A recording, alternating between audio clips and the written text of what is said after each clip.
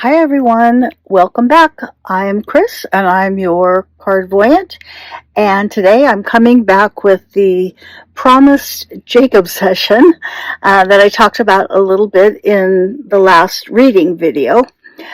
For those of you who don't know, Jacob is a group of master guides who I channel. They worked with me to channel my Earth Energy book, which I'm going to put a little picture of here so you can see my Earth Energy book, because this book contains a lot of the same, not the same material, but the same feeling for the material. A lot of the book talks about things in nature, the energy of the earth, but it also talks about situations and people and the universe and how it all works. And I want to say thanks to all of you, and a lot of you have purchased it. I appreciate it so much, so much. If you would like to purchase it, it is available on Amazon. You can also find it, or the link to it, on my website, cardvoyant.com. If you have purchased it and you've read it and you had feelings about it, apparently it's a really good thing and a really important thing to have reviews of the book on the Amazon page. So if you feel like you would like to do that or be willing to do that, I would appreciate that as well. So this reading is the second in a series of readings that or sessions, I guess I should call them, that I have done with Jacob, that are an answer to questions that I've received. If after hearing this you would like to ask a question of Jacob, you can do that on my website. There's a place to be able to do that. Again, cardvoyant.com. And in the future, I may be doing live sessions, and we'll have a whole other way of asking your questions then. Well, live, but we may do, I may do something else. We'll see how it goes. But it was very interesting to me, because the question is, has there been a shift, kind of in finger quotes, on Earth since the dawn of the atomic age? So I want to read you the information I received from Jacob regarding this question. I'm going to include, well, you'll see it in just a second, the printed version of this. This is what it looks like when I actually write it down, because it comes kind of in the form of automatic writing. And as you can see, it's just me writing really quickly. Sometimes I have to be really careful when I go back and look at it, because you can see my handwriting is childish scrawl. So and as I get longer and longer, the writing gets worse and worse. So I have to be really careful to transcribe it as clearly and as best I can. A lot of times I remember, but sometimes I really don't remember. But I feel like we've got this pretty exact to what they had in mind, or what they actually said to me. And I like hear it in my head. Sometimes I see things, sometimes I'll see actual words, but that's how it comes across. So let me read this to you. I hope that you can hear this better. I know that my last video, the audio was awful, so I appreciate your patience. Again, it's the whole moving thing, and I've been in my RV, and it's so hot. It is so hot. So just in general, the weather, I think it was 104 the day I did that, and I had to have my air conditioner on, and I knew that it was loud and obnoxious, and I was trying to hold my microphone really close to my mouth, but I was like changing hands, and it was just kind of crazy, which is again why I didn't do it actually with my face on camera. But hopefully you can hear this better. Air conditioner isn't on right now, and I have actually purchased, hopefully, fingers crossed, a better microphone.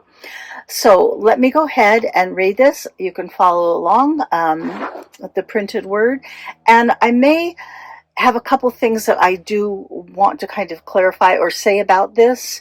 There's a lot. There's a lot that I could say about it. And again, I'd love to have a group someday or several groups, classes, where we talk about, discuss the Earth Energy book. If you have questions, and I can kind of tell you how it was when I was getting the information, all of that. But let's get started with today's message and session from Jacob. And again, the question was, has there been a shift on Earth since the dawn of the atomic age? Mankind has always had the power to destroy. This is a gift freely given by the universe, for only in the idea of breaking down can one truly understand the idea, beauty, and force of building up. The choice, however, is emblematic of the tenor of the human project and how it is to proceed during any given time or iteration of human existence on your planet, that is, within the Earth realm. And so it was and is that the slow march toward fear has remained a constant during this particular iteration of human existence and perseverance. Of course, and quite naturally, there have also and alongside this march been people and periods and movements toward love and light, a literal dance in another direction. Still, the relentless march carried on, at times quite openly, and at other times below the surface. As we have pointed out to you again and again, the most basic principle within the universe is that like attracts like, and thus at times has fear been made manifest in many different ways as the slow march gathered momentum and attached itself to many ideas, individuals, groups, governments, and religions. And where such attachments become overwhelming, the groundswell of fear cascades into the atmosphere of your planet and rains down in a sticky residue of fear that covers many not naturally inclined towards such a direction, as well as many things, objects, ideas, and objectives. Thus we see religious movements, exclusionary practices and legislation, whole villages and towns and municipalities and governments caught up in fear, as well as many things that are likewise other names and actions for fear: violence and greed, anger, vengeance, hate, exclusion, cruelty, and denial of many, many kinds. Among the greatest of these is war. War is never, we say never quite clearly and distinctly, necessary or an answer to anything, any question. Rather, war is an eruption, an explosion, if you will, of the energy of fear, unbridled and necessarily unleashed. We say necessarily, for there is always a limit to accumulation. This is true of all things, whether love or fear-based, when in the earth life physical. Thus, war erupts. We, and you while in the non-physical, see the foment, and while there is always another way, we have watched again and again the power of fear march toward war with a blindly directed fervor. Blind, we proclaim, because opportunities to change course, to opt for love instead of fear, are consciously ignored, avoided, and proclaimed as weak or wrong or one-sided or irrational. For the anger that is fear takes hold, and again, as like attracts like, such energy, this feeling energy, grows and grows, builds to a crescendo, and explodes, erupts, cascading and covering vast landscapes and people and even civilizations. You ask if the dawn of your atomic age changed the energy of the earth. Did something shift at that time, you wonder? And we say to you, yes and no. We have explained to you the course humanity has chosen again and again. Therefore, can you not see how this is, this ability to destroy, the natural outcropping of your desire to continually live in the winter of fear rather than relaxing in the warmth and light of love? Thus we say, with sadness in our hearts, no, nothing has changed. And yet this atomic age, as you say, has both built a momentum and put you on a new and precarious precipice. There is an energy to destruction. It is heard as a cry that rings and resonates throughout the universe, and the universe and all and everyone and everything within it responds, must naturally respond. Thus, we and all, which is to say, the all that is, gather together, as like attracts like, to send to your planet, or anywhere, any place, any realm, where such destruction has taken place, the energy and vibration and substance of love and light. Have you not seen this, even felt this in the aftermath of great destruction, whether natural, although no such designation is ever the actual truth, or man-made? And so it was, and to some degree still is, following the massive and long-lasting, far-flung destruction of the atomic bomb. The post-atomic era in which you currently reside is not without precedence, for indeed a nearby, or nearly, attached iteration of your current Earth civilization and society found itself on the same shaky and dangerous precipice many eons ago. For the loving and love-based people of Atlantis embraced and loved, and indeed in many ways worshipped, the ideas of scientific advancement. And while change and growth and understanding and advancement were for hundreds of generations, coupled with spiritual attunement and balance, there came a time when a certain generation and certain leaders within that generation felt the weight of their own beingness and thought it sufficient for their own survival. Thus did they cut themselves off from the spiritual and laud their achievements as theirs alone, laughing at and dismissing what they saw as naivete and foolishness of a generation and history of generations connected to the spiritual and the universal, and thus, you see, the whole of themselves.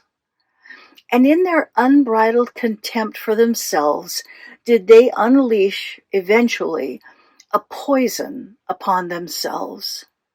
Theirs came not in an explosion of a focused impact, which may indeed have awakened them to their own folly and disconnectedness, but rather in a slow and persistent leak that slowly, yet within that generation, took apart their once great society and choked their air and water and indeed beingness out of existence. even as their technological and other achievements built without connections, rumbled and shook and quite literally sank their very existence from the surface of, the earth, your earth. This was not a punishment, but rather an inevitability. What the same type of atomic era has done in your instance has placed you on a similar precipice. That is to say, the ability to quickly and quite comprehensively end this iteration of Earth life. It is a heavy, a weighty matter and ability indeed, and quite literally one not to be ignored. Yet has this ability been something, and in some circles, a kind of wake-up call. A call back to humanity, which is to say movement toward love and light and spiritual connection. And indeed, such movements have grown. And despite the machinations of individuals now ensconced in positions of power in the United States and throughout the world, the people, groups, religions, institutions, and more continue to grow in love and light. And again, like attracts like is the one great and eternal universal truth. And thus it is incumbent upon all of you, each individual, to pursue love and light in all aspects of your life. And by this we mean to say to you, be kind, be forgiving, foment understanding and acceptance of others in your life, recognize and create beauty, do good, be happy, appreciate, laugh, ring with joy and curiosity and hope. When these things are most difficult, find them in others and other things. Books, poetry, music, art of all kinds, friends and family, sea life, flora and fauna of all kinds. For all these things are meant to bring joy into your lives and are indeed there within your world for that purpose. Accept them all and use them wisely. And finally, we say to you, there is nothing in your world or even created by human beings that is inherently bad. No object, no thing inherently or forcefully marches toward fear. There is always a choice. And so it is with the technology and purpose that ushered in the change, this atomic age. There is much good that can, has, and may come from this ability, this atom splitting, and much associated and ancillary information. Take joy in that knowledge and push in any way you can, including your own thoughts and meditations, toward such ideas, knowledge, and uses. There is much yet to be discovered.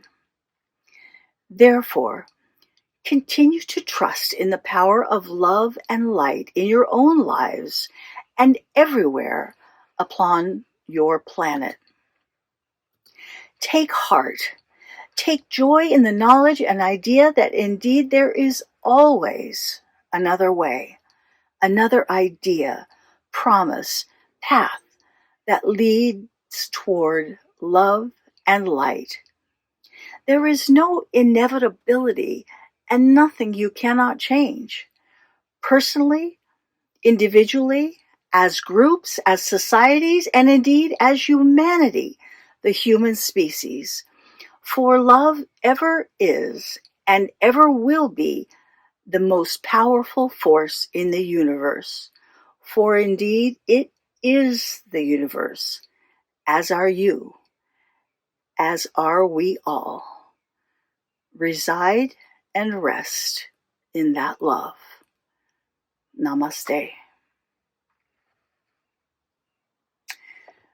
So there you have it. I felt like it was another quite powerful message. I want to mention that these often end in namaste, and I really feel like that's, for me, I mean, it's great. It's a great thing, but it kind of lets me know that the session has ended. So, but I always include it in the transcript. A couple of things that I just wanted to say about this, and there were like half a dozen as I was going through this that I want to mention, but at the moment, I only remember a couple. First of all, it started off, the very first sentence is, mankind has always had the power to destroy. And even as I was like writing that down, it struck me as odd, because usually Jacob will refer to human beings as humanity or humankind. And this specifically said mankind. And even as I'm like kind of in the moment of the session, that thought came up in my mind, and the answer came back, as it always does, just as quickly, because we're talking about men. This is a overwhelmingly, not completely exclusively, but overwhelmingly man-made tendency, or mankind tendency. Emphasis on the man, right? So they put it that way, right? Of course, it's humanity in the big picture, but they're talking about this, our specific iteration of human existence, and of course, we were asking about the atomic bomb, so they gave us that. There were a couple of other things. The one thing that struck me, and sometimes this happens, and I kind of have to go back and think, okay, now what were they trying to say, or what did I miss, or why am I questioning this? Why should I question this? But one does. But when they're talking about Atlantis, and I will tell you that when I very first kind of started on this like spiritual journey, after I had left organized religion and was like trying to be open about things, I was reading a book about Edgar Cayce, who, if you don't know about Edgar Cayce, it's a fantastic and interesting story with lots of information, and I'm sure most of you know who he was, but still, look into it if you haven't. But I was reading about Edgar Cayce, and he has actually a whole book on this, but at the time I was just reading like a biography, and it talked about his experience exploring the information and history and all that of Atlantis. And in my head, I was like, okay, we just crossed over like a threshold into crazy. It just really struck me. I was just like, what? I didn't actually know at all that people thought that Atlantis was a real thing. I thought it was a myth, just a myth. And so when I'm reading all this, very interesting things that I was just like resonating with 100%. And then when Atlantis came up, I was like, I don't know about this. I just have to, and when things like that still happen, and when they happen, I just have to tell myself, well, you've come this far, so just at least be open to it, and see what comes through, going forward, or in readings, or just in my life, because sometimes, a book will kind of come into my life, or a TV show or something, and I'll be like, oh, okay, now I understand this more. And that's how it has been with the idea of Atlantis, or with Atlantis. I've given several readings for people, past life readings, that talked about lives in Atlantis. They're not common, but I have had a few of those. And in thinking about this reading, doing this session and meditating on it, I just kept like seeing, feeling, thinking, hearing about like Atlantis. And I kind of didn't put it together with this session. I was just kind of like, oh, I'm like thinking about this a lot lately for some reason. And then it came up so clearly. in this reading. So, if you're struggling with that, that's fine. Take it in the way that it resonates with you. And you can think of the information as an allegory if you want to, of course. However the information makes sense to you. That's how you should take it, right? Nobody's expected to have perfect knowledge of all this stuff or to be on the exact same page with everything. So I hope that that information is helpful, no matter what your response to the idea of Atlantis was. Anyway, but it does, in the reading, it does talk about the inevitability. Like, it was an inevitability that this would happen. And then at the very end of the reading, Jacob says that there are no inevitabilities. Like, you don't have to, right? And I think at first I was like, okay, well, these are, those contradict each other. But then I'm like, oh no, they are reinforcing the idea, because they're talking about Atlantis after it had fallen, and they're saying, like, hey, you didn't think of another choice. They did not look for another way of going. They did not take another path, right? They continued on this sort of march, and thus it became, especially looking back on it, inevitable. But they're saying there doesn't have to be. There is no inevitability that is like forced upon you. Like, I can no longer escape this, right? There's always another way. And there was another way for them. The other thing I will just mention really quickly, because I just remembered it, it was really clear when they were talking about the destruction of Atlantis, and they were talking about the air being choked and the water. I had this really clear image of oxygen being taken out of the water. Like, there was no longer oxygen in the water. So the sea life and everything had just dried up and died. But that was like the choking. Whatever that they did was, there was literally like the oxygen was like sucked out of the water. So people who know more about science, which is virtually everyone on the planet, may understand that a little better, like what might have happened. But anyway, those are a couple of little insights to the reading itself, the session itself when it happened. If you stayed for all of this, thank you. I appreciate you sticking out to the bitter end. I will say also that I've opened up a few reading dates for August and beyond. So if you're interested in reading from me, you can do that also on Cardvoyant.com. And until the next time, when I hope to have an actual tarot learning video to put up, and other stuff too. We'll see what comes up and what needs to be addressed. Again, if you have a question for Jacob, you can do that on my website as well. And so thank you again for being here. And until next time, I will just say bye for now.